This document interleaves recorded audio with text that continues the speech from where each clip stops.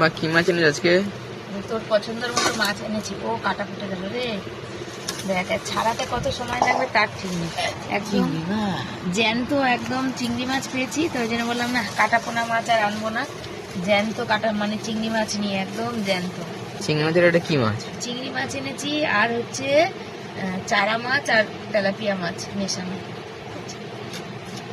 এটা এনেছি তোর জন্য। কাতলা মাছ লাগছে, ছোট বাচ্চা মনে হয়। হ্যাঁ তো কাতলা মাছ লাগছে এগুলো তো, হ্যাঁ এগুলোই তো বড় হয়ে হবে।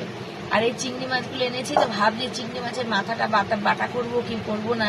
তো এগুলো একদম মানে কি বলতো টাটকা চিংড়ি। আগে ছাড়াও তো, ছাড়াতে ছাড়াতে কত টাইম লেগে যাবে? হ্যাঁ ছাড়াতে তো সময় লাগবে। এই তো ছোট ছোট মাছ, খুব বেশি বড় নাই, যে ছোট ছোট চিংড়ি দেখতে হচ্ছে। কিন্তু এগুলো মাঝারি সাইজ যাকে বলে, ছাড়াতে সময় লাগবে। আর অনেক 250 এনেছি এখানে। পেলাম ভালো টাটকা মাছ, আর ছেলে খেতে ভালোবাসে, তবে আমার বর খেতে পারে না। তার কারণ হচ্ছে আমার বরের